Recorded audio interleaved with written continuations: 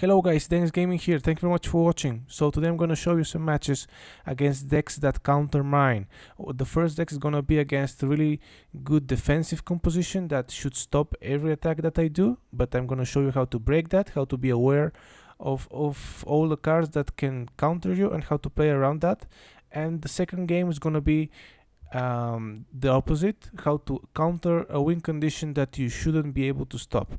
So let's go with the first video right here, and as you can see I have a Hog Rider and some goblins to start as a starting hand. The other two cards I cannot use, and the minions shouldn't be used. So I just wait for 10 elixir for elixir collector right there and make my small attack just to scout, just to see what happens. And there is a bomb tower, guys, so this bomb tower works very well against what I have. Okay, I have barbarians, and this of course destroy barbarians. Hog Rider has big push as I can do. This is gonna stop it.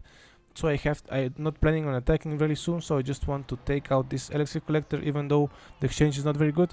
And here's the counter attack with the Hog Rider, high leveled and goblins. So my zap level 10 doesn't kill these goblins.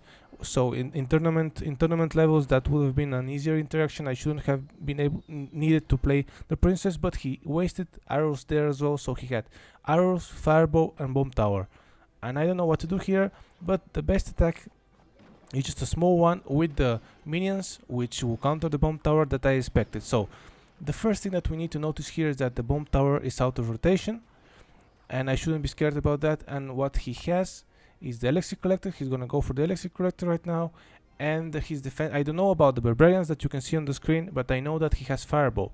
So in order to avoid that fireball with my barbarians, I split them. Okay, you have to place them right there, and they go 2 and 2, and I want to attack exactly the side that he doesn't want to defend, or just to make it fast here, divide my attack in 2. So that's my first attack that he could have fireballed, but he played his barbs, and I have the Hog Rider behind, you see. So my Hog Rider wouldn't have been affected by that fireball, and I did quite a lot of damage there. And there's the princess. I expected him to play his minions there, because the minions would have been the perfect counter to the princess. Nobody arrows a princess that's on the bridge. I didn't expect him to arrow that like he had to do at the end. So that princess hitting for 5 hits more really gave me the game, because the difference between 1000 HP in the tower and 450 is very big. With 2 fireballs I can kill it right now. So I just have to turtle, I just have to be careful in my defenses and try to win in overtime. Okay, so I just make some attacks, but as you will be able to see, if he has the correct rotation, I cannot touch his tower. Okay, I zapped his crown tower there to an extent, just to make some damage. And here I make an inefficient defense, but I think being secure, being safe is better than something that very efficient. And I have to be sure that I mix up, sometimes to defend with the cannon, sometimes we defend with the barbs. And you see that this is very important in the next attack that he does. So I cannot use my fireball here, I have to save it to win. I need 2 fireballs. So for this attack he's gonna pre-fire his fireball, and I'm gonna play with the cannon on the side with the minions, and just use the fireball to take out this tower. He already know that he lost because he doesn't have elixir to make a big attack, and I just surprise princess to leave it in 8 HP that I can just cycle to the zap and take it out. Okay, so this is the most important part of this game, guys. The first one is to understand where his bomb tower was out of rotation, but he did have a lot, of course, of counters to my attacks. So I just divided the barbs, and I made 2 attacks on the same lane, one after the other, which means that the fireball cannot kill both of them. Okay, this is very easy to do, but you have to know when to do it. And as you saw that the goblins were pushing these barbarians, and even if he plays his barbarians with the help of the princess, they took out all the 4 barbarians just with 2 barbarians and goblins, and the Hog Rider was free to take out that tower because he didn't have the bomb one. Okay, so just I would like you guys to rewatch this, maybe to think from your side, from your perspective, what you would have played, and to see that his rotation was really easy to predict, because he had big cards and he had some simple deck building that wasn't really surprising. So I was able to predict each one of his movements, and whenever you want to defend something, some attacks in a secure way, you have to mix up your game. Okay, you have to be able to defend sometimes in one way and sometimes in a different one, just so he cannot pre-fire a spell there. I do that a lot, and I win a lot of games with pre-fire, because there is a point in the game where if you're losing, if you don't pre-fire, you won't be able to get disadvantage back. Okay, disadvantage, sorry. But the next game I think you will like a little bit more.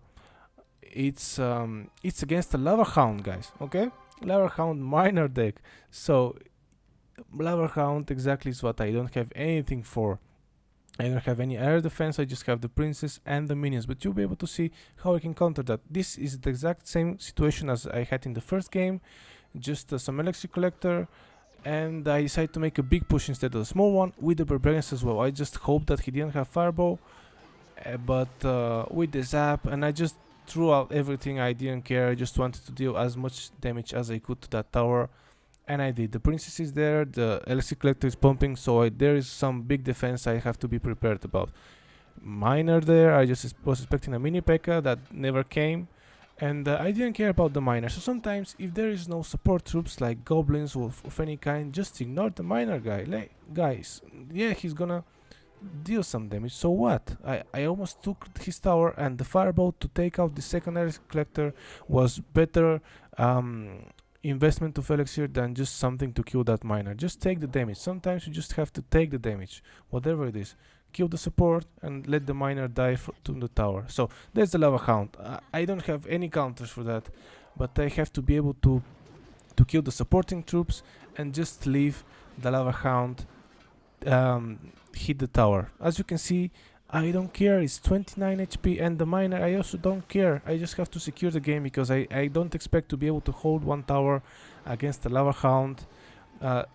Balloon, or I didn't know if there's a balloon, but the point is that I didn't expect to be able to win with one tower here, because I don't have good defenses against his win condition. So I'm going to be trying to take his other tower as well, okay, instead of defending that much. And the miner, you saw that yes, he killed my princess. I just left it there to die to my crown tower. I didn't care. And the Lava Hound doesn't deal damage. When it dies, you have to be able to take out the lava pops, but apart from that, you're fine. I know that he doesn't have fireball. He has this guy, the wizard, but I can just fireball the elixir collector and the wizard, even though it doesn't die. The knockout gives me enough time for everything to deal crap load of damage to his tower, and now it's really low, both of them. The other one is one fireball away, which is very important. And the wizard is already dead, and the Lava Hound is coming. So I'm not expecting to be able to defend that, but I have to just counter on the other side and to be as efficient as I can on the first one. So I need the zap to. I would have zapped if I zapped the small goblins. I take that tower, but I had to zap these minions and just kill the support of this Lava Hound. And here I expected the miner to go for my princess, which it did, and I put the small goblins there to help her, and they also did that very well. As you can see, the Lava Hound just didn't have time to die, so sometimes the other player wants his Lava Hound to die, but there was not enough times. He was just hitting the tower for 29 damage or 26, whatever, and I didn't care.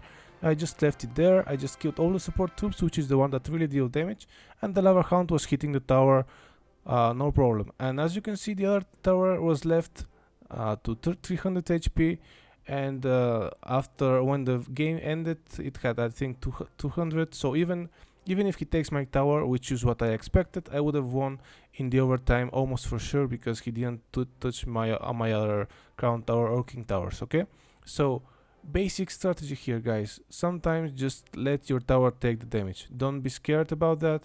It being that the miner, being that the Lava Hound, of course, don't let the balloon hit it or something that can destroy it in 10 seconds. But if it's something small, take the damage. Wasting elixir on making some panic defense there won't help you in any way. And even with no air troops, I was able to not only win against the Lava Hound player, but to win convincingly. Okay, so I hope you enjoyed those games. I hope you learned something from them. If you have any questions about the way that I play this deck, I have another one with Royal Giant.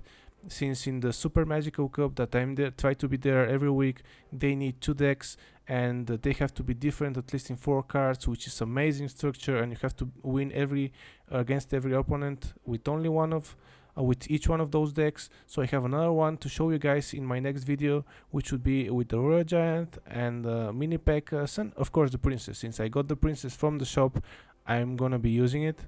If you don't have a Princess, guys, throw some Goblin Archers or Archers inside, but don't expect to have the same outcome, okay? The legendaries are stronger than the other cards, you have to be aware of that, but they can be countered, okay? So thank you very much for watching, guys.